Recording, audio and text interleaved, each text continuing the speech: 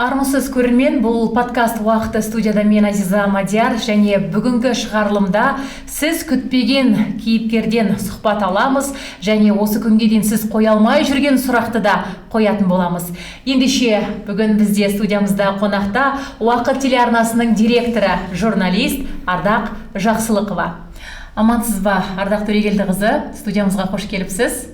Енді біздің ең алғашқы сауалымыз әрине дәл осы дүйім жұртты дүр сілкіндірген Уақыт телеарнасы.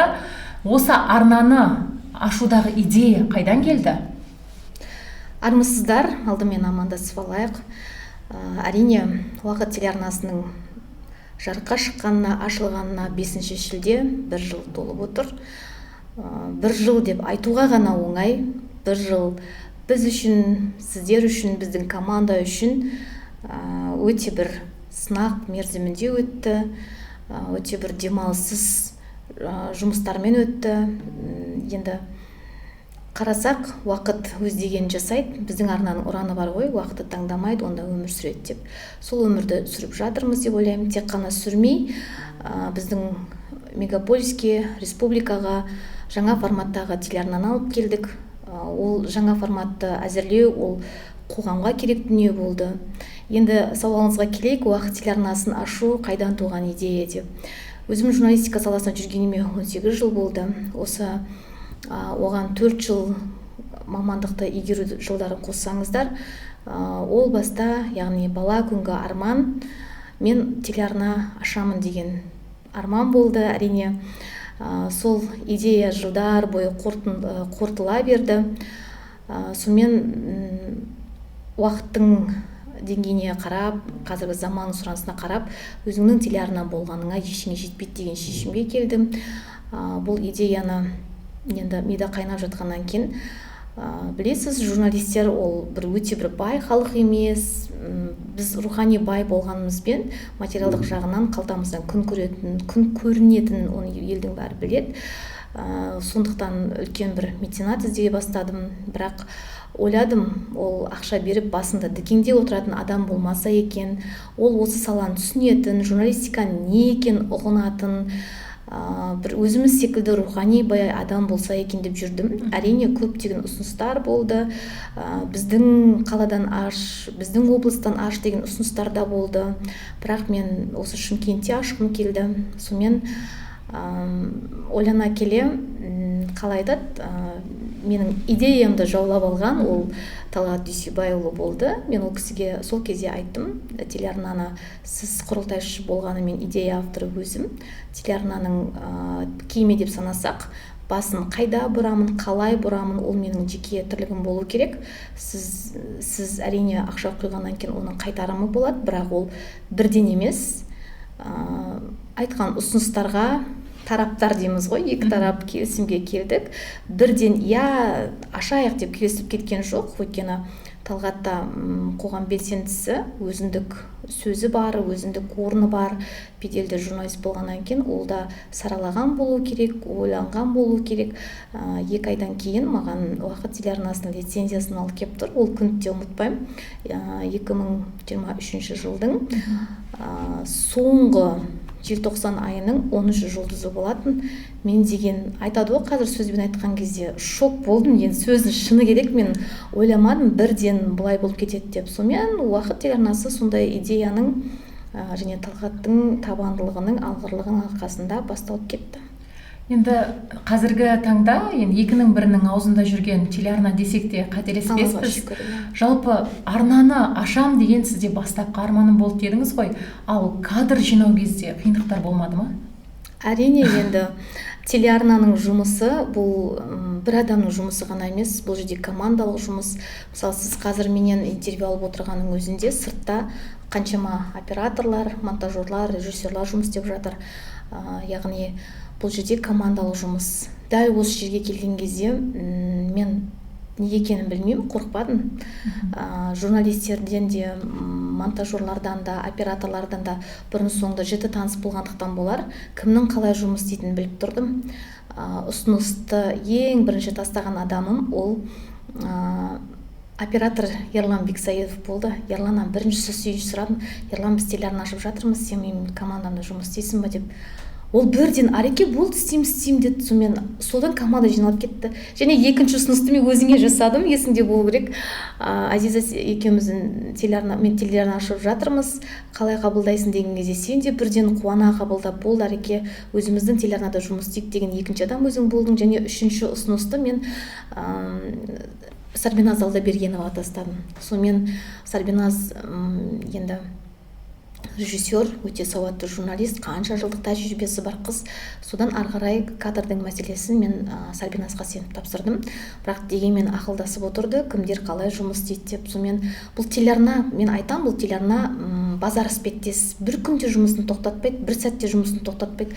Қалай жаңа тауарлар келеді базарға, тура солай жаңа дүниелер жарыққа шығу керек. Сол кезде біреу кеп жатады, бірі кетіп жатады, айтып жатады ғой, сапасыз дүниелер жасалады.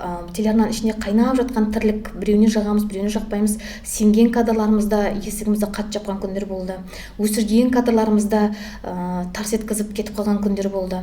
Бұл телеарна болғандықтан айтады ғой, бұл өмір, ешкімнің орнын баса алмайды, ойбай мынау жалғыз деп айта алмайсың. Өйткені Аллаға шүкір, дәл осы салаға қызығып өсіп келе жатқан жастар да көп. Және қазір техникаға, монтажға, бейнебаянға қызығып атып келе жатқан мамандар да көп. Сондықтан кадр қиындықтары өте болды, дегенмен жеңіп келеміз. Ол бүгін ертең шешетін дүние емес, ол арна жылжып, алға жылжыған сайын ол дүние туа береді. Үнемі болады. Туа береді, ол үнемі бола береді. Өйткені сен сенген кадр жалқау болуы мүмкін, сен сенген кадрға ол жүк ауыр болуы мүмкін, сен сенбеген кейбіреуі тартып кетуі мүмкін. Арбаның 4 дөңгелегі бар сияқты, 4-ші келе жатқан алға шығып кетуі мүмкін да. Сондықтан бұл сен алтынсың, сен өте бір алтын құрамысың деп ешкімге айта алмаймыз. Дегенмен де болды, балалар басыңды иетін, өзіңмен бірге күйіп пісетін, оның біз уақыт телеарнасына келіп жүрген көрермендердің көзі қарақты көрермен көріп жүр ғой. Біз соны оң қабырғаға алғашқы құрамды, алтын құрам деп айтып жатырмыз ғой, алтын құрамды қойып қойдық. Ішінде әрине кеткен кадрлар да бар. Өзіме тікелей айтпаса да, менің суретімді алып тастасын деп кешіріңіз, біз сіздің суретіңізді ала алмаймыз. Өйткені сіздің осы телеарнаны ашқан кезде еткен еңбегіңіз бар, ол бағалану керек, ол тұру керек. Біз қазақ әттең өлгеннен кейін оның суретін әспеттеп іліп құрмет көрсеткенде үйреніп қалғанбыз ғой. Көзі тірі кезде ол кісіні біз құрметтеу керекпіз, ол кісіні ел білу керек. Телеарнаға келіп жатқан әрбір жас маман тану керек. Сол себепті де біз арнайы стенд жасап қойғанбыз, оны өздеріңіз де көріп жүрсіздер. Сондықтан осындағы әрбір кадрға мен рахметімді айтам, шынайы алғысымды айтам. Егер команда болмаса, біз бұл дүниеге, бұл күнге жетер ме едік, жетпес пе едік. Өйткені жалғыздың дәл бұл тележурналистикада дауысы да шықпайды, шаңы да шықпайды. Рас. Енді өзіңіз айттыңыз ғой, бұл идеяны қалалық мәслихаттың депутаты, әрі өзі де журналист, саланы түсінетін Талғат Дүйсебайұлы Балтабаев қолдай кетті деп. Дегенмен ер мен әйел осы қандай да бір жұмысты бастағанда олардың арасында тек серіктестік емес, басқа да арақатынас бар деген әңгіме, қаңқу сөздер жүретіні анық. Дәл осы қаңқу сөзге қалай нүкте қойдыңыздар? Осы әңгіме расында да сауалыңыз өте орынды болды. Басын ашып алайықшы. Біздің қазақ төсек пен өсекті әңгіме қылып жүрген кезде біздің көрші елдер әлде қайда алға қарай дамып кетті. Сондықтан мен дәл осы сөздің журналистика саласында айтылғанын тым қаламаймын. Өйткені уақыт алға жылжып жатыр. Балалар айтып жатырмыз ғой, гамма, вета деп өте бәрін біліп туып жатыр. Ал сіздер әлі төсектің қарым-қатынасын айтып жатқан кезде біз алға қашан біз жылжимыз? Ақыр сұрақ қойған екен, жауап берейік. Әрине ондай әңгіме болып та жатыр, және бола береді. Еме ешкім алдында ақталмаймын да, өйткені Талғат Дүйсебайұлының өзінің отбасы бар, Ардақ Төрегелдіқызының өзінің отбасы бар, өзімнің 2 ұлым бар, күйеуім бар, ата енем бар, әке шешем бар деген сияқты. Талғаттың өзінің 4 бірдей ұл қызы бар, және Талғатты Талғат қылып отырған мықты келіншегі бар. Біз отбасылық достармыз, сөзін шын айтқан кезде. Сосын Талғат ондай бір тәрбиесіз жігіт емес. Сосын келе ғой дейтін де ардағыңмен емес. Сондықтан бұл сұраққа соңғы нүктені қояйық. Біздің арамызда серіктестік, әріптестік, қарым-қатынас бары рас, бірақ сіздер ойлаған одан артық дүние жоқ. Ол Талғат менен әлдеқайда кіші жігіт, ол мені әпкесі ретінде сыйлайды, мен інім ретінде сыйлаймын. Керек десеңіз ұрсып та аламын, мынауың дұрыс емес деп те айтып та аламын. Алғашында ыстықтап қалатын, енді басынан сөз асырмаған жігіт қой, ыстықтап қалатын, сен кімсің дегендей сөз, бірақ ондай дүниеге барған жоқ. Ол түсінді, бұл телеарна өте қыруар қаржыны талап ететін дүние. Телеарнаның айлық шығындарының өзімен айтпай қояйын, дегенмен көріп білетін, саладан хабар бар адамдар оны жақсы біледі. Сондықтан оны ұстап тұру үшін бізге үнемі үздіксіз жұмыс керек. Және сол жұмысты Талғат қалжылай қолдап жұмыс жасап жатса, мына жақтағы шығармашылық жұмысты біз өзіміз жасап жатырмыз. Сондықтан сіздер айтып жүрген ондай әңгімеге бізде уақыт та жоқ, ондай ой да жоқ, ниет те жоқ. Әркімнің өзінің отбасы бар, аман болсын. Және солардың қолдауының арқасында деп білемін мен. Өйткені өзіңіз білесіз ғой, түнделетіп қалып кетеміз, кештетіп сценарий жазып кетеміз, шабытымыз біздің өзіміздің шырқымызға көнбей жатады ғой. Сондай кезде өзімнің күйеуіме де алғысымды айта кетейінші, расында түсініп, осы салаға түсініп, балаларға қарап, өйткені оңай емес, мен әйел баласымын ғой, мен кешке жақын сағат 6-тан кейін үйде отыр десе мен отырамын негізінде. Бірақ маған ерік бергені үшін, осы идеялаңда жобаларыңды жүзеге асырыңдар, алға басыңдар дегені үшін мен алғысымды айтқым келеді. Және мен осындай сөздер болмас үшін таныстырып та қойғанмын Талғатпен. Білмеймін, екеуі бауыр ретінде араласады, сондықтан ондай қаңқу сөзге уақыт та жоқ. Және біздің менталитет, менің тәрбием, Талғаттың тәрбиесі оған жол жібере алмайды деп ойлаймын. Енді бұл сұраққа нақты нүктесі қойылды деп ойлаймыз. Бұдан кейін мұндай әңгіме болмасын деп тілейміз әрине. Енді осы тұста Уақыт телеарнасы расында Шымкент қаласында жаңадан тәй-тәй басып келе жатқан жаңа арна болғанымен жаңа форматты алып келді. TikTokқа телеарнаны алып келді деп айтсақ та қателеспегеніміз шығар. Енді осы тұста біздің арнамыз енді жұмысын бастаған кезде түрлі әлеуметтік желілерде бұл YouTube арна, пульттың қай батырмасын басамыз деп мысқылдап арнайы посттарын жариялағандар да болды. Енді оларға жауап беретін кез келген сияқты.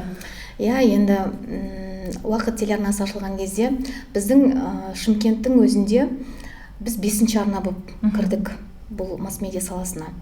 5-ші арна болып кіргеннен кейін басшы ретінде ойландым. Біз қалындай жаңа форматпен келеміз. Біз тек қана жаңалық таратып отырамыз ба, жоқ бағдарлама жасаймыз ба, контент жасаймыз ба, көп ойландым. Ойлана келе халықтың ортасында көп жүрем, өзің білесің, көп нәрсені көрем. Мен халыққа телеарнаның әлеуметтік желіде болғанын қаладым. Және ол үшін мен арнайы бір блогерде танымал тұлға, жұлдыз іздеп басын ауыртқан жоқпын. Өйткені мен журналистерді танытқым келді. Дәл осы дүниеге келген кезде жаңағы жылдам, нақты, шынайы ақпарды тарату, дәл сол жердегі эмоциямен жеткізу, ол халықтың жүрегіне жылдам жетеді. Дәл сол жерде, мысалы, өздеріңіз қаншама жаңалық жеткізіп жатсыздар, дәл сол жерде қуанышты хабар жеткізген кездегі эмоция. Айтады ғой, Абайдың өзі айтқан, жүректен жүрекке жылы жету керек ол дүние. Сондықтан жүрекпен шыққан мына эмоция, ол халық тез қабылдады. Және біз дәл сол жерде жылдам ақпар таратып, өздерінен міндеттеп отырдық қой, жылдам ақпар таратқан кезде халық кешкісін күтеді оны. Енді бұның қорытындысы не болды? Қайдан көреміз? Ол кезде телеарнаны біз өшіріп тастай алмаймыз. Дегенмен бізде алдыңғы толқын бар, кейінгі толқын бар, ортаңғы, олардың барлық телеарна көрмейді деп есілді нүкте қоюға болмайды. Телеарна көретін кезеңдер бар, күндер бар, сағаттар бар. Сол сағаттарға біз алып келгіміз келді. Әрине YouTube канал деп сынап жатты басында. Мен одан намыстанған жоқпын. Өйткені құжат алу жағына келген кезде лицензияны алуын алдық қой. Бірақ енді таралым нүктесін алу бізге өте қиынға түсті. Оны өздеріңіз білесіздер. Біздің Талғаттың да, менің де ағамыз, атамыз, көкеміз сөзін шындап келгенде шымкенттік вариант жасайтындай ақшамыз жоқ біздің. Сондықтан біз бүкіл ережені сақтауға көнбеске амал болмады. Бізге контент жасауды міндеттеді, және оған бізге 6 ай уақыт берді.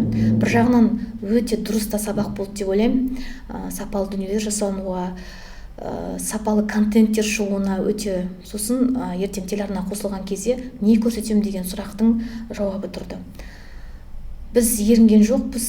Астанаға күніне 2 мәртеден ұшып барып келіп жүрген күндер болды.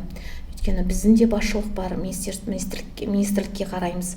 Олардың арнайы рұқсатнамасы бар.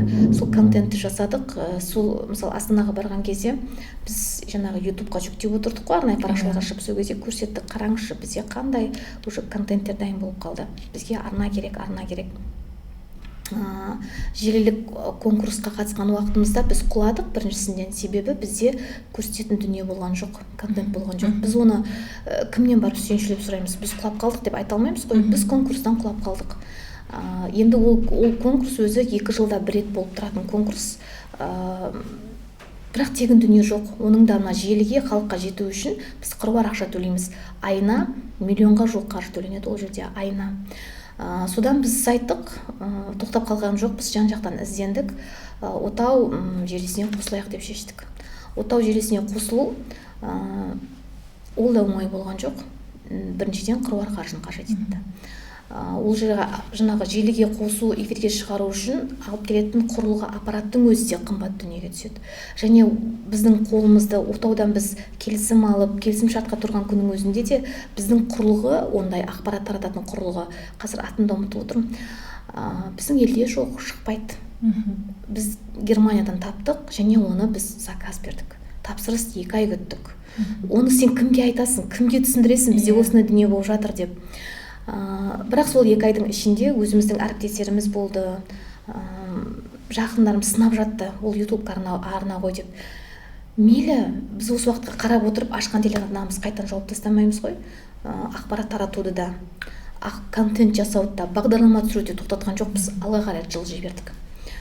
Қанша қолап, таптап, теуіп атса да, тұрып бет қолымызды жуып алып қайтадан жылжуға тырыстық. Және осы дүниені мен сіздерден де талап еттім. Кім не десе о десін, біз алға жылжимыз, біз халықтың арнасы болу керекпіз. Осыған болды менде. Бастарыңды тік көтеріңдер.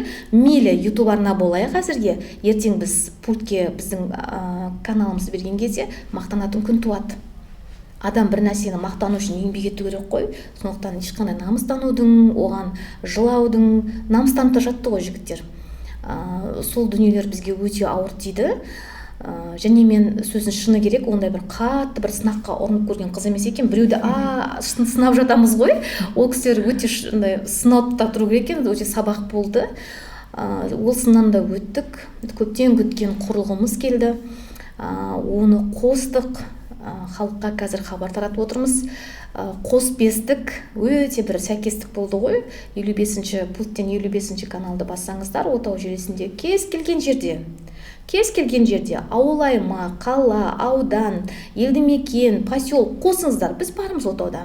Көріңіздер. Сосын қазір кабельдік қаралым көп таралып кеткен. ТВ-комдамыз, өйткені ТВ-комда бұл Орта Азия елдеріне таралады. Сондықтан Ташкенттен де өткенде подкастқа жігіттер келіп жатты ғой, жұлдыздар, солар да айтып жатыр, бізде уақыт телеарнасы көрсетеді деп. Ол қандай әдемі, қандай үлкен жетістік. Алла өзі сынаққа шыдағанға одан да күткен бір жақсы дүние беретініне мен сол кезде көзім жетті. Мақтанып айта аламын, расында да 55-ші канал, біз барымыз, көріңіз, көріңіз енді деймін да. Сосын біреуге бір нәрсені дәлелдеп өмір сүрудің қажет жоқ. Ол өзіңе артық салмақ, өзіңе артық жүк. Мен осыны әрқайсыңа жүктедім. Сендердің кім екеніңді халық көріп отыр, тек қана халық үшін жұмыс істеңдер. Және айтып отырық қой, жаңа әлеуметтік желідегі телеарнаны біз алып келдік. Және бұл дүниені бізде министрліктен мойындады. Министрлік өзі қазақша контентке қыруар қаржы бөледі. Бірақ біз бір тиын алған жоқпыз. Олар блогерлерді жалдап, 300 миллиондап, 500 миллиондап, 30 миллион, 3 миллион, мейлі 3 теңгелік болса ақша төлеп жатқан кезде біз тегін келдік ол жерге. Біз тегін келдік. Сөзін шын айтқан кезде біз біреуден бір тиын алған жоқпыз. Әлімге үшін алған жоқпыз біз. Біз мемлекеттік тапсырысты берсең бере ғой, бермесең қоя ғой деген менде қағидат бар. Бірақ қарап отырсам, алыну керек, жасалу керек. Өйткені иттің итақай жасап жатыр ол дүниені. Біз одан да сапасын жасайық деген ниетпен бір-екеуіне көніп отырмыз. Сосын мынау контент TikTok алып келдік қой телеарнаны. Өте ол кезде TikToktағы енді ұлттық қауіпсіздік өкілдері оны айтар, бағамдап жатар. Ол кезде бізде тиктокта түнгі уақыттарда қара киініп алған, тұмшаланып алған адамдар түрлі насихаттар жүргізіп жатты. Сосын кез келген ақпарат бары да, жарайтында, жарамайтында барлығы салынып жатты. Ал біз шынайы ақпарат алып келдік. Осылай жасауға болады екен-ау, осылай жасаса дұрыс екен-ау. Халықтың өзінің сөзімен біз сол дүниені алып келдік. Жасадық, және ол үшін біз біреуден бір тиын алған жоқпыз. Халық өзін көрді. Біздің телеарнадан әркім өзін ғана көрді. Сені көрген жоқ, мені іздеген жоқ, Талғат іздеген жоқ. Халық өзін көрді. Өзінің ішіндегісін жеткізіп жатқан өзінің көршісін көрді. Өзінің туысын көрді. Міне содан біз алға қарай жылжып кеттік. Қазір жаңағы ақпараттық мониторинг жасап отқан бөлімнің сөзіне сенсек, өткенде министрліктен жаңа Астанаға жақында барып келген кезде естіп жатырмын ғой, біз алдыңғы қатарда келе жатырмыз. Және біз жария салған жоқпыз, ойбай біз біріншіміз, қараңызшы біз біріншіміз деген жоқпыз ешкімге. Өйткені бізге әлі ерте, үйренеріміз көп. Қалай мысалы ана баласымен бірге дамиды, біз де тура солай дамып жатырмыз. Иә, расында енді басшымнан сұхбат алып отырмын ғой дәл қазір. Бізге үнемі айтады, әрбір сіздердің жасаған материалдарыңыз, сюжеттеріңіз, мейлі кішкентай ғана опрос болғанның өзінде өзіңнің балаңа қалай қарайсың, дәл солай жеткізіңдер деп айтып келдіңіз. Дегенмен Ардақ ханым, Ардақ Төрегелдіқызы дегенде көбісі аяғын тартады. Неге қорқады деген сұрақ. Бізге енді жаңадан уақыт телеарнасына жұмысқа кіргісі келетін жастар да көп, бірақ сіз туралы түрлі пікірлер айтылып жатады. Қорқыныштымын ба? Қорқынышты деп айтады. Мен қорқыныштымын ба негізі? Негізі жоқ, бірақ талапшылсыз. Менде қаталдық, талапшылдық деген бар дүние. Мен мойындаймын оны. Бұл телеарна ойнайтын дүние емес, телеарна стратегиялық нысан. Телеарна арқылы біз сіздің ертеңіңізді, елдің ертеңгі ұрпағын тәрбиелеп отырмыз. Сондықтан осы телеарнада айтылатын әрбір екі сөз сауатты шығуын талап етем. Ол қаталдық па? Ол қажет дүние деп есептеймін. Ол қажет дүние. Сосын журналист деген атқа кір келтірмеу талап етем. Маған ұнамайды журналистердің қалай болса солай жүргені, журналистік этиканы сақтамағаны, масс-медиа заңдарын менсінбегені, және журналистпін деп алып өзінің өзінің мүддесін алға тартқан, ол маған ұнамайды. Ол маған жат дүние. Мен осы нәрселерге тосқауыл қойып ережемен таныстырған кезде көп адамға ұнамаймын. Ол мойындаймын мен. Және мен ол үшін ақталмаймын да. Айтқаным айтқан, дегенім деген, ол жасалу керек. Өйткені бұл журналистика саласы бұлғанбау керек. Мен үнем айтамын, сол үшін әріптестерге жақпаймын. Журналистикаға жолдан қосылғандар, бұлғамаңыздаршы мына саланы деп. Бұлғамаңыздаршы, өйткені біз бала кезде қалай журналист болуды армандадық. Бала кезде қалай мысалы космонавт болуды армандайды, бала кезде қалай әкім болуды армандайды. Олар үшін ол деген тұнық теңіз ғой жатқан. Неге сен оған келіп былай айтқан кезде өзіңнің бір кір дүниеңді салу керексің. Осы талапшылдық. Ал енді көп шенеуніктердің менен аяқ тартатыны, мен әділдікті той еткен қызбын. Мен журналистикаға кеше бүгін келген жоқпын.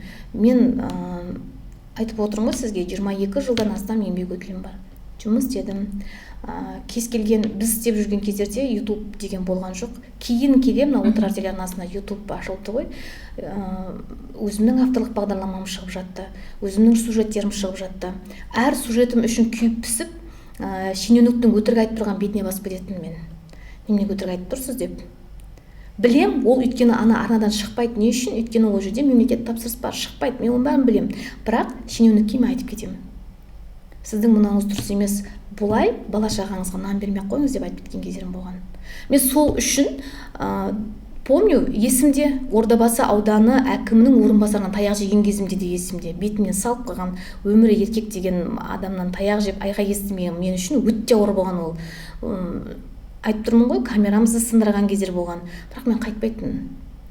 Жанға жан тұрып алатынмын. Сондағы діттегенім халыққа шынайы ақпарат тарату болды. Басқа маған ештеңе керек жоқ. қалтама миллиондап та ақша салып жатты. Мен қазір компаниялардың атын атамай ақ қояйын, бірақ әлі күнге ұмыта алмайтын көптеген компаниялар бар. Жұмысшылардың айлығын бере алмай тұрғанымен шаруасы жоқ, бірақ журналистің қалтасына миллиондап ақша салады. Шашып жіберіп кеткен кездерімде болған. Көрсетпей ақ қойыңыз. Маған жалынады, әкемнен үлкен ер азаматтар: қарындасым, тұрыңызшы, қызым, тұршы, сен кетсең қазір бізге айлық бермей қояды дейді. 31-ші желтоқсан күндері еді. Мен де әйелмін ғой, мен ол кезде жас келін едім. Атам бар, енем бар, күйеуім бар дегенде мен де жаңағы мерекелік дастархан жайғым келеді. Жоқ, мен тұрдым сорада. Тұрдым, соңына дейін тұрдым. Ең соңғы адам алып кеткенше тұрдым. Өйткені ана ер кісілердің көздерінде қазір мен дастарханға не апарам, не жейтін бала шағам деген дүние тұрды да, мен соны оқыдым, тұрдым. Ал мен кетіп қалсам, ол берілмейтін де білдім. Бастапқыға көз бояушылық үшін беріледі. Сондықтан осындай бір қылықтарым бар, оны көптеген әкімдер де, шенеуніктер де біледі. Сондықтан бір бетпақ журналист болсам болайын, бірақ халық үшін адал шынайы еңбек етіп жатырмын, және сіздерден де соны талап етемін. Өйткені сізге бүгін ақша беріп аузыңызды жапқан адам ертең сізді сатады, а ол біздің саланы бұлғайды. Ол біздің саланы өте бұлғайды. Егер ақшамен берем, мақтаттам десе, кассасы бар ғой, кез келген телеарнада. Кассасы бар, арнайы бағалау қағазы тұр, келсін, белгілесін, ақшасын төлетсін, арнайы ақысы төленген деген белгіні қоямыз да шығара береміз, ода тұрған ештеңе жоқ. Ол жерде бір журналисті ауаға жаманат келтіргеніне, журналистің жаңағы ақша алады олар, сөйтіп аузын жабады деген дүниелерді мен айттыртпауға тырыстым, және өзімнен талап еттім. Қазір көріп жатсыздар, кез келген күніне бір 2-3 арыз түссе, соның 2-і біздің барғанымыз қалап тұрады. Халық істеп тұрады. Бұл біздің тазалығымыздың арқасы деп ойлаймын. Енді жаңа өзіңіз айтып қалдыңыз ғой, баланың арманы бірі космонавт болғысы келеді деп. Менің осы тұста есіме түсіп кеткені, балалар редакциясына кастинг жариялаған кезде дәл осы сұрақ балаларға қойылған еді. Енді қазір Уақыт телеарнасында жастар балалар редакциясының жұмысы қалай жүріп жатыр? Баламен жұмыс жасау өзі негізі оңай дүние емес, бірақ мен білетін Арда ханым өте балажан жан, бірақ оны менің пікірімше сізді жақын білетін адамдар бұл қасиетіңізден хабардар. Жақын танитындар біледі, балаға қалай қолым жеткенін де біледі. Енді ол өзінше басқа тема болған соң айтпай қояйық ол жағын. Бірақ балалар редакциясын ашу маған керек болды. Өйткені бізге бәсекелес керек. Неге тек қана балапан арнасын біз қойып қойымыз керек? Бала да өзін көрсін да, бала да өзінің айтқанын естісін, тәрбиеленсін, арманымен ұштасып өмір сүрсін. Баяғы заман емес қой қазір. Қазір бәрі бар, бізде бәрі қолжетімді. Бәрі қолжетімді. Сол қолжетімдікке баланды алып келу керек. Мен көптеген үйірмелерді көрдім. Ол жерде ораторлық курс деген дүние бар екен да, сосын журналистикаға баулу деген курс бар екен. Біреуіне баламды алып бардым да, осы не үйретеді көрейінші дедім. Мен ана сабақ беріп жатқан тәлімгерлердің журналистика саласына мүлдем көрмегенмін. Айтып жатқан сөздері бұл салаға мүлдем келмейді. Ондай жоқ бізде терминдер. Бала неге болғаны керек? Бала неге сол кісілерден кейін журналистика деген махаббатын жоғалту керек? Алдымда бала редакциясын ашамыз деп шештім. Әрине бізде мамандар 1045 емес, бізде санаулы ғана маман. Мен білдім, бұл баланы тәрбиелейтін журналисті де мен тәрбиелеу керек екенін жақсы білдім. Содан біз балалар редакциясын аштық, көрдіңіз кастингке не деген бала келді. Көрдіңіз ба? Ана бала үшін ештеңе аямайды. Баласының арманы орындау үшін өмір сүріп жатқан кісілерді қазір барлығы. Біз оны жақсылыққа қарай жұмсайықшы, жақсы ниетпен ғана алайықшы. Біз олардан ақша алған жоқпыз. Сен әр телеарнаға, әр бағдарламаға шығу үшін 20-30 мың теңге өздеріңіз көрдіңіздер, қалталарыңызға жүгіріп 20-30 мың теңге беріп кетейінші, салып кетейінші, және ақша берсе мен балам көп шығады эфирге деген. Ондай дүние жоқ. Бұл таза салам болғамайықшы. Баланың арманын орындайық. Балалар келді. Ең бірінші баламен бірге деген әдеп бағдарламасын қойдым. Өйткені баланы тәрбиелеп жатқан қазір ана да жоқ, жүрміз мына азынан кешкен жұмыста. Әке де жоқ, ата әже мүлдем жоқ. Ата әже енді арасында орысша кетіп жатса ренжімеңіз, лишь бы менен аулақ деген дүние бар да. Әрине ол ата әже үшін туылған бала емес қой, өзің үшін туылған. Біз тәрбиелейік онда. Баламен бірге кітапханаға барамыз, баламен бірге театрға барамыз, баламен бірге тойханаға барғанның өзі де әдеп. Ол балаңды тойға әкеп өзің тамақ жеуден қолың босамайды, балаң қайда жүрген жұмыс жоқ. Не бір оқыс оқиғалар болып жатыр, дұрыс па? Батутқа тұншығып кетіп жатқан, ұшып жатқан, аяғы тайып жатқан, бешкерге сүрініп жатқан қанша. Осының барлығына әдебін үйрете бастадық. Бізге келіп жатқан 11 бала ғой қазір. 11 баланы көрсеңіздер, сол күнгі алғашқы келген күнмен қазіргі күнді салыстырсаңыз екі бөлек тұлға болып қалыптасты олар. Олар өзінің ата-анасына өзінің ойын ашық айта алатын деңгейге жетті. Сол сияқты жастар редакциясы өзім тәрбиелегім келді. Журналистерді өзім тәрбиелегім келді. Өйткені сен қашанғы білмейсің, сен мынаны білмепсің, сен мынаны үйрен дей берем, алайында өзім үйретейін деп шештім. Үйреніп жатқан жастар да бар. Айтып отырмын ғой, жастар сөз көтере алмайды. Жаңа өзің айтпақшы қаталдығы мынауың дұрыс емес деп айтсаң, боз боран жылайды. Мамасын салады ортаға, анасын салады. Мені қызықтырмайды. Ол бүгін ол бала бос па, олдан ертең журналист шықпайды. Жібер деп отырамын сол үшін, жібер кете берсін. Мен өзім анамын ғой, бірақ мен баланың сөзін сөйлемеймін, ешқашан. Дұрыс болса да, дұрыс емес болса да мен үндемей қоя саламын. Бірақ балама айтамын, сабақ алдың ба? Я сабақ алдым дейді, болды. Ол баланы сен мынаны істеме деген кезде, оған қызық, ол соны істеп көргісі келеді. Мынаны ұстама деген күнде, ол бәрі сен жоқ кезде ұстап көреді ол дүниені. Мынаны тиме дейсің ғой, бұл тиеседі, ол міндетті түрде тиеседі. Сондықтан керек, қазір Аллаға шүкір, балаларда, жастарда редакциясы өзі қалыптасып келе жатыр. Жасағанымыздан жасайтынымыз көп, өте көп. Өте көп. Сосын бір нәрсені байқадыңыз ба, біздің балалардың қолы бос емес. Сағаттары, мына уақытқа бағдарламаға шақырып жатсаң, ол уақытта біреуінің сабағы, біреуінің үйірмесі. Балалар бізден қол бос емес олардың. Бос уақыты жоқ. Сондайларды көріп отырып қуанып кеттім. Ертең біздің болашағымыз расында да жарқын болады, және өте сауатты, білімді балалардың қолында болады деп. Және қазіргі ата-аналар ұнайды маған, балаларын сүйреп жан-жаққа алып барып көрсетіп жүретін. Әйтпесе уақыттың кеңсесі ұзақ қой, қаладан білесіз. Соған сүйреп келіп жатырған ата-аналарға да алғыс айта кетсек, иә? Иә, осы тұста. Енді әлеуметтік желідегі парақшаларымызға енді күнделікті түрлі арыздар да келеді.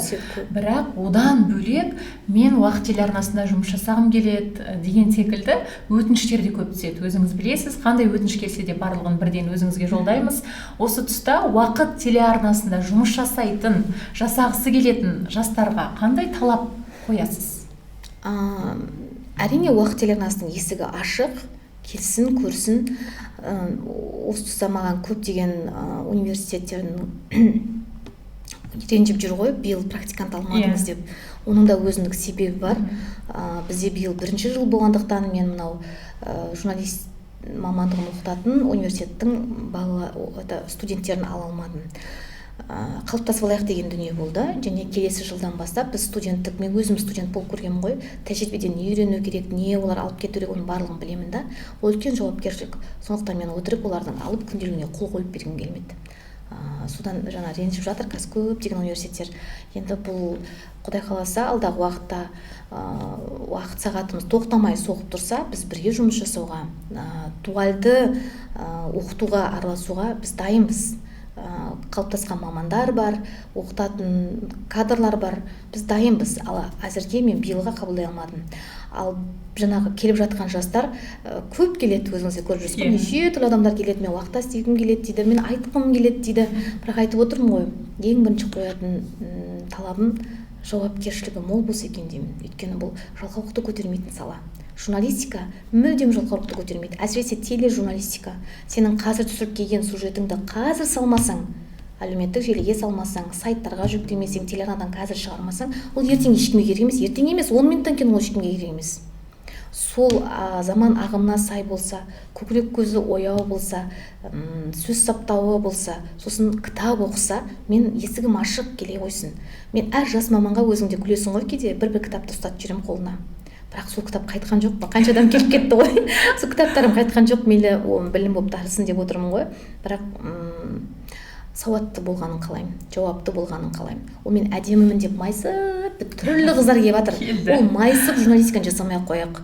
Баяғыда майысып, ашық киініп, боянып, телеарнадан сыланатын заман өтіп кеткен қазір. Өтіп кеткен, сен пока гримда 2 сағат боянып келем дегенше, сен ақпаратың ескіріп қалады ғой қазір. Осыны мойындамайды да біздің әріптестер. Мойындау керек қой осы дүниені. Сондықтан бірінші сыланудан бұрын сөзіңізді дұрыстаңыз, майысудан бұрын сөздің қадірін ұғыныңыз. Сол кезде ғана уақыт телеарнасында жұмыс істей аласыз. Бірақ жұмыс істеуге келген жас мамандар деп айтайықшы, тіпті маман болмай студент болса да бірінші жалақысын сұрайды. Рас па? Анау мотивацияға тойып алған ғой қазір барлығы. Түрлі анау өзіңді бағала деген ғой.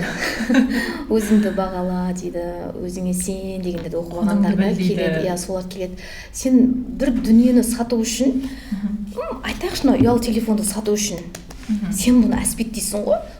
Қорабын жасайсың, бантиктерін орайсың, дұрыс па? Сатып алу үшін, сату үшін. Вот сол дүниені жасап келгіріп қалды мен. Сен неңді сатуға келдің маған, мысалы айлығыңды беретіндей, айтшы, екі сөзіңді ма, уақытыңды ма, жоқ, неңді сатуға келдің, мен таңғалам соған. Мен айтам, сен қалай еңбек етесің, мен солай жалақыңды қойып беремін. Және мен айталам, мақтанып айталам, біздің телеарна ең жоғарғы жалақын төлейтін арна. Және біздің телеарна ашылған кезде бүкіл біздің Түркістан облысы және Шымкенттегі бүкіл масс-медиа өкілдерінің құралдарының басшылары амалсыздан көтерді жалақыны. Кадрдан айырылмау үшін. Біз өйткені жоғары жалақымен келдік. Журналистің еңбегі деген орасан. Бұл жерде қолмен істеп шаршағаның бір бөлек та, ал мимен жұмыс істеп шаршағаның екінші дүние. Жынды болып кетіп жатқан қаншама адам бар ғой. Сондықтан біз осы еңбектің барлығын бағалай келе жоғары жалақы қойып отырмыз. Мен айталам, мен телеоператорыма да жоғары жалақы төлеймін. Кез келген арнадан салыстырмалы түрде. Және журналистеріме де жоғары жалақы төлеймін. Жалақыдан бөлек біз жобаларда жұмыс жасап жатырмыз. Алла қаласа, әзірге дейін бір жоба болды. Енді бұдан кейін де біз тоқтап қалмаймыз. Жобаларға бөлек төлем жасалады. Өйткені ол жерде еңбек қой. Ол жерде адам қазір сөздің ашығы мотивация ақша болып тұр ғой, ана ақшаға жету үшін ұйқысыз жасайды олар дүниені. Және ер азаматтардың ақшасын жоғары болған қалаймын. Үнемі айтамын, сен осылай жүресің ба? Сен осы айлыққа қанағаттанасың ба? Алға жылжысай, алға жүрсей деп айтамын. Біздің қазір бюджетіміз, айлыққа кететін бюджетіміз, біздің осы жердегі 4 телеарнаның алдында. Хотя бізде бір-ақ жылдық стаж бар. Оларда 30 алды, 35, 10 жылдық стажы бар, өтілі бар арналар бар ғой. Енді әркім өзінің қалтасына қарап төлейді ғой. Дегенмен журналистердің әлеуметтік жағдайын көтеру үшін ашылған арнамыз біз. Жалақыдан бастадық. Алла қолдаса, бізде көп деген әлеуметтік бағдарламаларымыз бар. Әр журналистің біз арманын орындауға аманаттарымды алғам, есімде ғой, барлықтарыңа хат жаздырып алғам. Ол хат менде аманат болып тұр. Ананы оққан кезде мен биыл не істей алам? Тым болмаса жыл сайын біреудің арманын орындайыншы деген тілек болады. Былтыр өздеріңіз білесіздер, Мекке Мәдинаға қажылыққа бару арманы болған. Біз оны ойланбастан жібердік. Біз ол жерде пиар жасау үшін, атымызды шығару үшін, хайп үшін жіберген жоқпыз. Арманы болды менің маманымның. Сол арманын орындауға жібердік. Енді биыл қаншама арманда тұр. Біз ол меған және біздің құрылтайшы Талғат Дүйсебайұлына аманат. Соны орындаймыз деп алға жылжып жатырмыз да. Өйткені барлығы маған бола берсін, мен қаннан қалтама сала берген деген дүние емес бұл жерде. Бізбен бірге сіздердің де әлеуметтік жағдайыңыз өсу керек. Әлеуметтік жағдайы жасалған жаннан жақсы журналист шығады. Өйткені ол ойланбайды. Өйткені ол жұмыспен қамту орталығына барып тұрып, өзінің мүддесін, жеке сұрақтарын қоймайды. Вот осыны біз жоққа шығаруымыз керек та, журналистің жағдайы жасалу керек. Осы дүниені бір күні биліктің құлағына жетер. Жаман емес қой, биыл мысалы қанша 67 біздің әріптесіміз баспаналы болып жатыр. Осы үрдісті бізге алып келсе, бізде кеміне жылына бір 5-6 әріптесіміз үйлі болса, қандай қуаныш. Өйткені телеарнаға өмірін арнаған қанша маман бар. Тек қана біздің халық экранның алдында жүрген, микрофонмен жүрген мамандарды ғана таниды ғой. Ал микрофонның сыртында, кадрдың сыртында қаншама мамандар бар. Оңай емес компьютердің алдында 24/7 отыру. Сосын қазір мына заманда әмбебаптылықты мен қалаймын. Конвергентный редакцияны құруды қалап отырмыз. Қалай айтсам болады, мысалы сіз журналистік қызметіңіз үшін 300 мың теңге әлі қалсаңыз, мысалы SMM-дігіңіз үшін тағы 300 мың теңге қосылса, 300 тағы 200 мың теңгені өзіңіз монтаж жасаңыз, оған қоссақ қалай әдемі, кемі 1-1,5 миллион айлық алып болса, ол қандай дүние. Біз ала қойған мақсатымыз осы. Мен айтамын ғой үнемі сіздерге, болмай қалған мәселемен мемемді қатырмаңдаршы деп. Біздің ала қойған мақсат дүние осы. Сондықтан жалақымен бір қызықтыру да мақсатым жоқ, менде жоғары жалақы келе ғой деп. Жалақы жоғарылаған сайын талап та қатал. Талап өте қатал бізде. Сіздің жасап жатқан дүниеңізді ол жас маман жасай алмайды, мен оны кемінде 3 ай дайындау керекпін. Бірақ өскеннен кейін жұлдыздық ауруына ұшырап қалатындарды көріп отырсыздар, иә? Көтере білу керек осы жүктің барлығын. Бұл оңай сала емес. Уақыт өз еркіне уақыт болған жоқ, ол сіздердің арқаларыңызда. Құрттайшының арқасында, әрбір маманның арқасында. Мынау сіздер шақыратын спикерлерді кіргенде, мынау кеңсенің өзі бір аурасы әдемі болып тұрғанын қалаймын, иә? Күліп жүріңдерші деп айтамын, таза болыңдаршы деп айтамын. Мен жаман нәрсе сұрап жатқан жоқпын сіздерден, иә? Мына костюмнің қыртысын үтіктеңдерші деп айтамын, иә? Кешікпей келіңдерші деген сөз менде жоқ. Кешікпеші деп мен ешкімге айтқан емеспін. Тек қана жаңағы бір жобаларда ғана айтамын.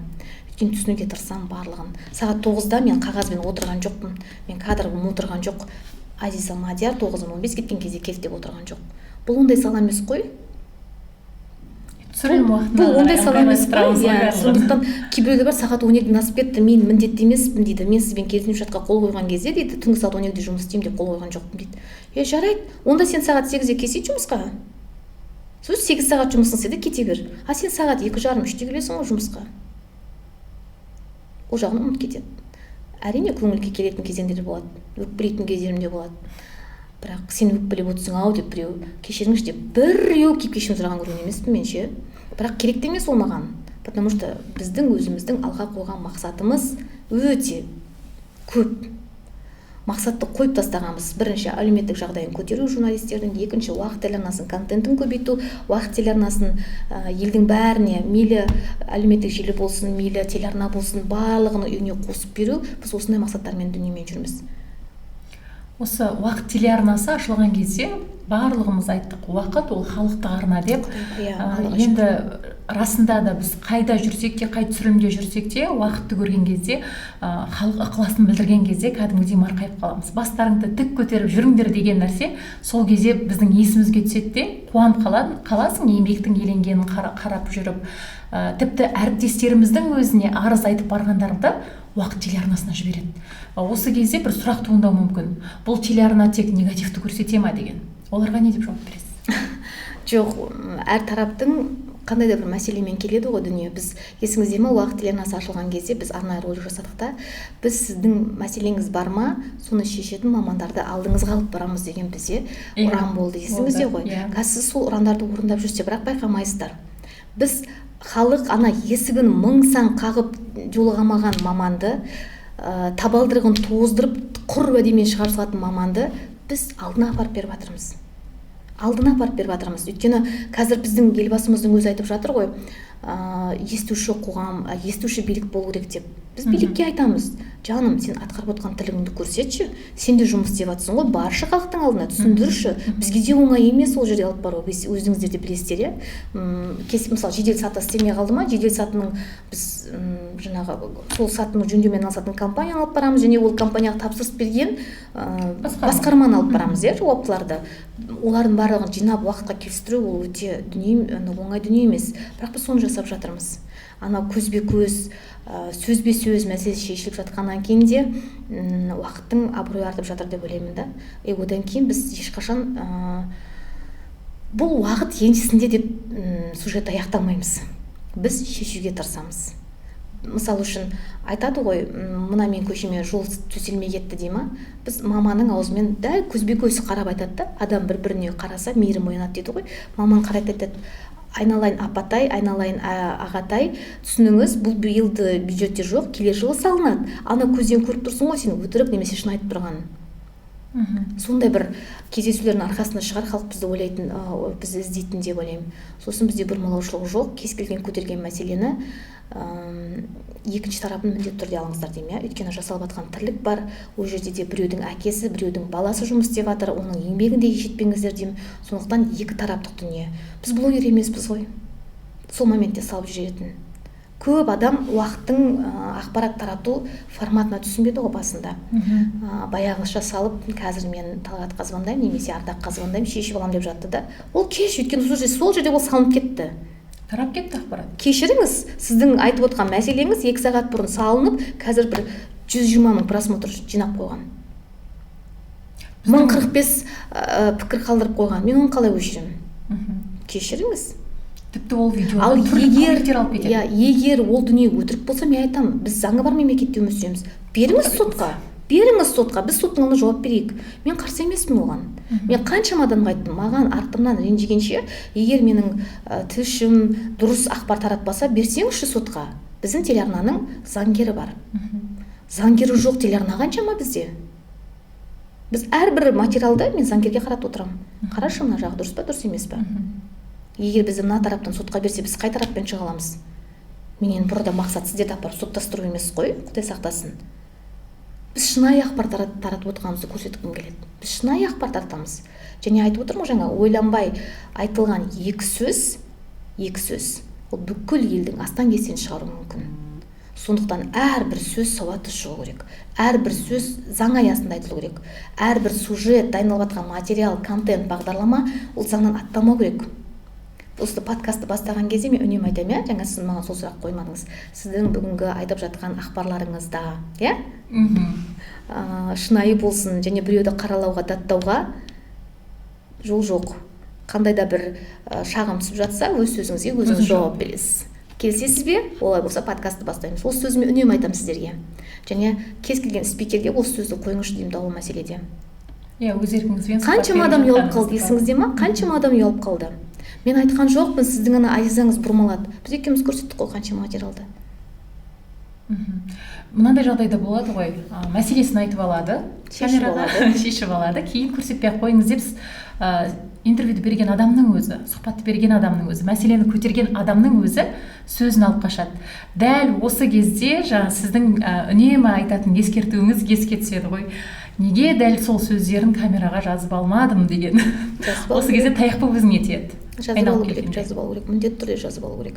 Мысалы, бізде қазір айтып жатырмыз ғой, әкімдерге де өте жаңашыл билік келіп жатыр, дұрыс па? Жаңа ойлайтын, біз жаңару керекпіз ғой күніге. Мысалы, киімнің сәні қалай өзгереді жыл сайын, сол сияқты ақпарат тарату да солай өзгеру керек. Оның мазмұны бір дүниеде қалғанымен, оның біздің өзіміздің кәсіби тілмен айтқанда подачасы, изюминкасы өзгеру керек. Сен дәл осы салаға келдің бе, дәл осы салада жүрсің бе, өзіңнің стиліңді қалдыру үшін, мен үнемі стильдеріңізге тиіспеймін, қалдыру үшін, өзіндік стильді қалыптастыру үшін ерінбеу керек адам, іздену керек. Сен оқымасаң, сен ерінбесең, сен өзгеріп жатқан заңды көрмесең, мысалы күні кеше айтып жатыр, елбасы бірнеше заңдарға қол қойды, бірнеше өзгерістер енгізді деп кім ашып оқыды, айтыңызшы. Егер оны журналист ашып оқымаса, халық ашып оқымайды, халық қана заңның тілін түсінбейді. Мен айтамын, қарапайым тілге аудар деп айтамын. Аудар деймін, бір күні жаңа бір келген маманға мынаны аударып жазсыншы десем, бұл қазақша жазылып тұр ғой дейді. Жоқ, ол халыққа жететін тілде жазылу керек. Және сол дүниені үйретіп келе жатырмыз, үйрене береміз. Біздің әлі үйренетініміз өте көп. Енді тақырыпты мынау бір жылдыққа ауыстырайықшы, Ардақ ханым. Енді 5 шілдеде бір жасқа толып отырмыз ғой. Үлкен іс-шара, салтанатты іс-шара, мүлде болмаған жоба деп айтсақ та болатын шығар. Дайындық қызу болып жатыр қазіргі таңда. Шашат жібердің ба? Осы бір жылдықта енді көрермендерге құпия ғой дегенмен бір кішкене сырын ашып қойыңызшы, не күтеді? Бізде енді қандай да бір іс-шара өткізетін кезде ол үлкен қаржыны талап етеді негізі. Біз айтып тұрмын ғой, бір ақша үшін жүрген адамдар емеспіз. Бір халық үшін бір дүние жасағымыз келді. Расында да бізде жаңа бір жылда атқарған тірлігімізді есеп ретінде көрсеткіміз келді. Қандай форматта өткіземіз, қалай өткіземіз деген кезде кімдерді шақырамыз, міне осыдан дүние басталды ғой. Біз осы офисте өткізсек те жарасады, осында келіп құттықтаса жарасады бізді.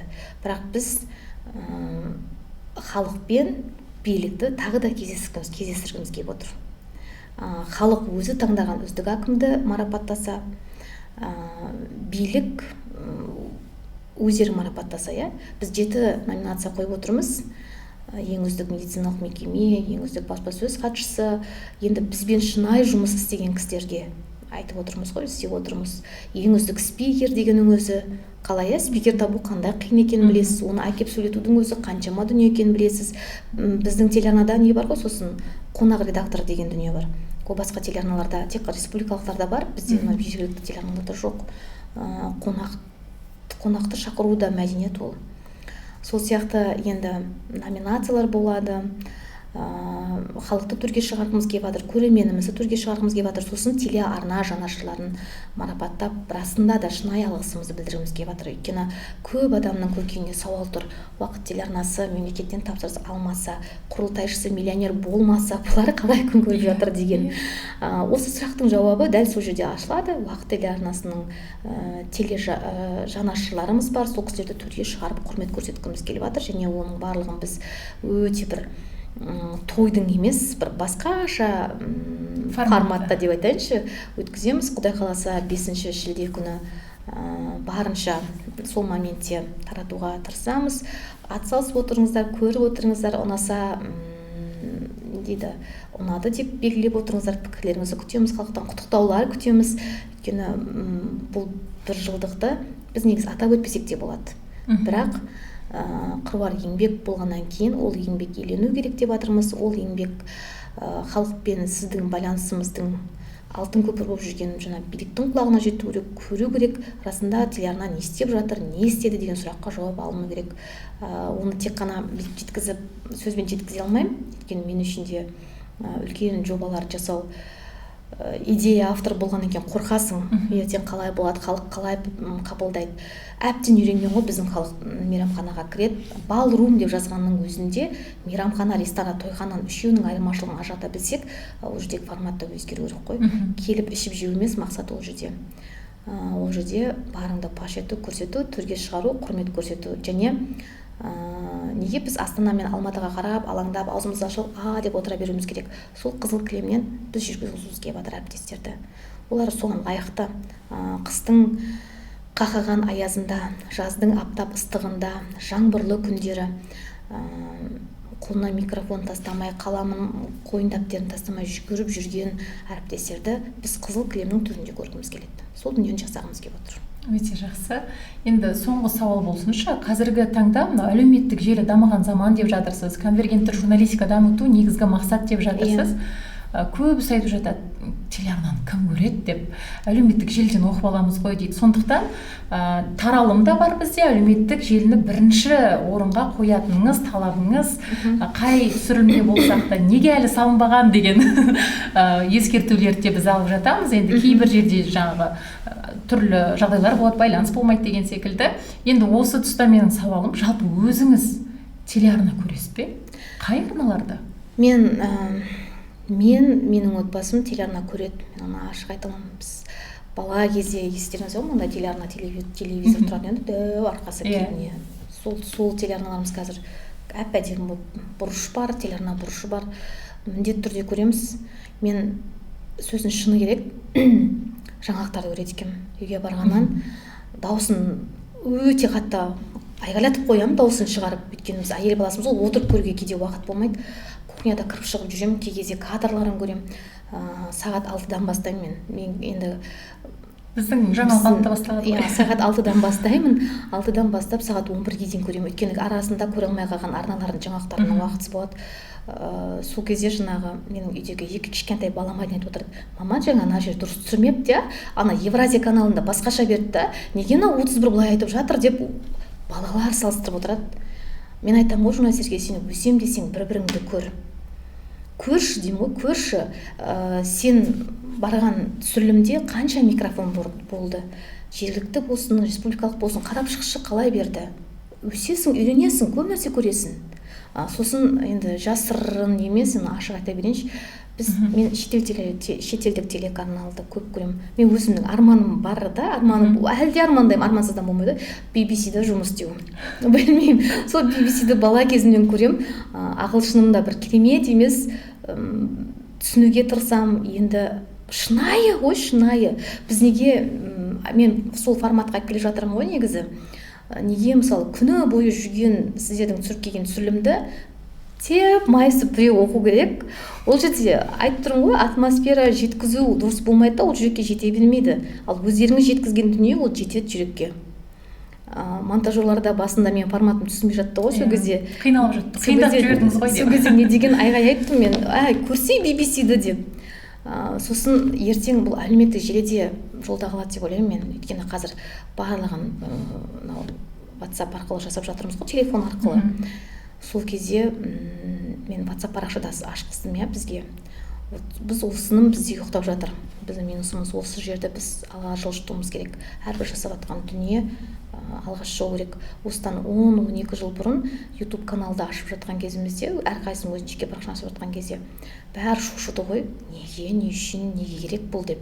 Ал мен сол кезде өзім жеке парақшама, өзім жасаған сюжеттерімді, бағдарламаларымды салып жүрдім да. Ол кезде түсірілген жаңағы ауыл бағдарламасын 5-6 шығарылымы жоқ неде отырардың парақшасында, бірақ мен парақшамда тұр. Мен бүйтіп фанатта емеспін ғой, кіріп оқырман жинайтын. Бірақ осы күні қатты қарап жатырмын. Өзім бүкіл күшімді, энергиямды, денсаулығымды, уақытымды осы уақытқа салып жатырмын қазір. Білесіздер, қазір біздің ютубтағы көрерменіміздің саны 130 мыңға жетіп қалды. Бұл оңай тірлік емес. Оңай тірлік емес. Сондықтан қорқудың, жаңашылықты үйренудің, қорықпау керек, алға қарай жылжу керек. Қорқып отырсаң отыра бересің. Мынандай аквариумға кіріп аламыз да, болды, ары қарай дамымаймыз. Даму керек қой, адам іздену керек, оқу керек.